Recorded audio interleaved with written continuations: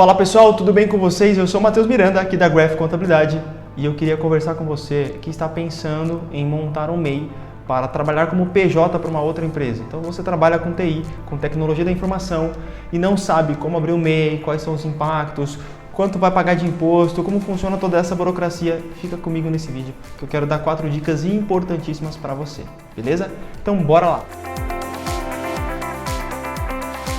Pessoal, eu trouxe aqui as principais dúvidas que você tem quando você recebe uma proposta para trabalhar como PJ de uma outra empresa. Nós temos vários clientes aqui que receberam propostas, inclusive de multinacionais, de empresas fora do Brasil, para trabalhar. Então o cara, ele recebe uma proposta, só que nessa proposta, a empresa que ele vai prestar o serviço exige que ele abra uma empresa para a emissão da nota fiscal. Então primeiramente eu quero dar algumas dicas para você. Antes de mais nada, é importante você, dentro do contrato que você vai fazer com essa empresa, entender qual que é a obrigação da empresa, que a empresa obrigou você a fazer. Matheus, como assim? Ela estipulou um valor, então é importante você entender esse valor. Eu tenho clientes aqui que recebem, por exemplo, $4.000, mas o $4.000, como que funciona ele no real? Então, por exemplo, talvez essa empresa ela não vai poder ser do MEI, ela vai ter que ser uma empresa ME, mas é importante você alinhar primeiro as diretrizes da empresa. O que a empresa que contratou você exige, porque se ela exigir algumas coisas, esse vídeo não vai ser para você. Quando ela exige, por exemplo, um KNAI, que é de tecnologia de informação, talvez esse KNAI não vai poder ser do MEI, então você não consegue ser do MEI no início. Se ela não exigiu essas coisas, se ela disse o seguinte, ó, abra uma empresa que tem alguma vinculação ali com tecnologia e emita nota fiscal para mim, é isso que eu exijo,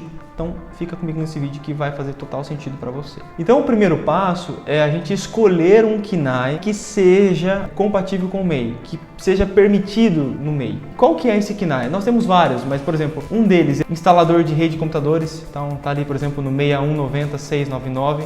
Depois você pode até procurar no Google aí. O outro é 8599603, que é instrutor de informática independente. O pessoal utiliza muito esse para trabalhar no MEI, tá bom? E o outro é técnico de manutenção de computadores independente, que é o 9511 ou 800. Então esse é o primeiro passo. Escolhendo algum desses, você vai poder ser enquadrado no MEI. Agora vamos para as dicas. O processo de abertura do MEI, gente, é muito simples. Você precisa ter a senha Gov, tá? Aquela gov.br, no nível prata ou ouro. Você facilmente consegue entrar no site do Gov, abertura do MEI, colocar esses KNAIs que eu falei para você, colocar os dados cadastrais. Assim você já vai obter o seu CNPJ, o seu MEI. Você vai ter ali o CCMEI, que é o cadastro do MEI, e em seguida você vai ter o CNPJ. E aí a partir daí você já consegue fazer ali a emissão da nota fiscal. Matheus, e como que eu faço a emissão da nota fiscal? Eu tenho um acesso a uma plataforma que é a nota fiscal nacional agora de serviço. Em minutos você consegue colocar o seu título de eleitor, o e-mail, senha e em seguida você vai conseguir fazer a emissão.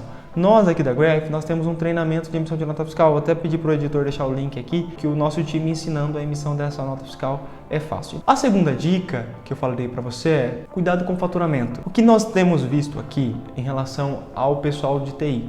Você começa a trabalhar, certo? Você começa a emissões da nota fiscal e muitas vezes você já está emitindo um valor maior. O valor permitido do MEI é 6.350. Se você faturar mais que isso já mensalmente, você não pode se enquadrar no MEI. Você precisa migrar para outro regime, que é o ME. Então cuidado com esse faturamento. Se você recebe em dólar e aí faz a conversão automaticamente, quando eles depositam o dinheiro, já depositam inclusive em reais, mas você estipulou um valor, por exemplo, eu tenho uma cliente aqui que ela recebe $5.000 todo mês. Todo mês a nota dela sai diferente porque o dólar ele tem uma sazonalidade, obviamente. Mas o que a gente faz? A gente já teve que enquadrar ela no ME, não conseguimos enquadrar ela no MEI. Matheus, como que eu vou fazer? Acompanha mensalmente uma planilha simples. Esse mês eu faturei 6, esse mês eu faturei 7. Dentro do ano você precisa respeitar os 81 mil.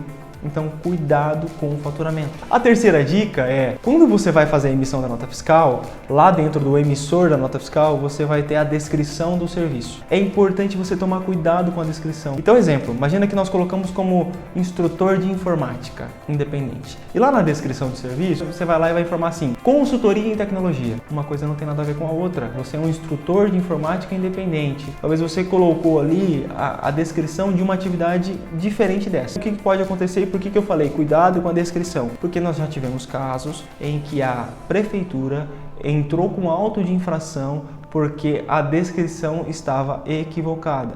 Ele tinha uma descrição na atividade, ele tinha um KNAI e ele estava informando outra atividade na descrição da nota. Consequência disso, receberam um auto de infração e teve que fazer a adequação. Mas, Matheus, por que a prefeitura se atenta a isso? Porque a prefeitura tem algumas atividades que você pagaria mais impostos. Exemplo, né? Se você colocar exatamente a atividade de consultoria em tecnologia, existe um KNAI específico para isso. E esse KNAI não pode ser do MEI, esse KNAI tem que ser ME. E aí você pagaria mais impostos. E por você não pagar, você acaba tendo esse problema aqui. E a quarta e última dica é, saiba que quando você migrar de MEI para ME, tem custos. Primeiro, você vai precisar ter um contador, você vai pagar em média 6% de imposto sobre o seu faturamento, vai pagar em média R$500 de prefeitura, INSS você vai pagar mais ou menos R$200. Eu estou falando até rapidamente, a gente já tem outros vídeos falando sobre essa questão da migração de MEI para ME, mas é importante você ter uma provisão disso, inclusive ter isso para negociar com a empresa na qual você presta o serviço. Exemplo, se vai subir o seu salário, eles vão subir em R$1.000. Beleza, mas esses R$1.000 não vai ser um aumento definitivo de R$1.000, porque você talvez vai gastar isso em imposto. Então pensando assim que você faturaria 10 mil, você pagaria 6% de imposto, R$500 de prefeitura anualmente, você pagaria aproximadamente R$200 de INSS e você pagaria em média aí de R$200 até R$400 ou até R$500 de contabilidade, depende muito da sua movimentação, mas não sobraria de fato os 10 mil para você. Não é como o MEI. O MEI você paga, você tem os 6.750, mas a única coisa que você paga é uma taxa ali de aproximadamente R$70. Então olha a grande diferença. Então toma cuidado nessa questão do provisionamento desses custos da migração de MEI para ME. Em algum momento isso vai acontecer porque talvez o seu salário vai aumentar. Então toma cuidado com isso. Pessoal, espero que você tenha gostado. Se você tem alguma dúvida aqui, poxa, deixa aqui no comentário, a gente vai ter o prazer de te ajudar, tá bom? Tamo junto. Até mais, pessoal!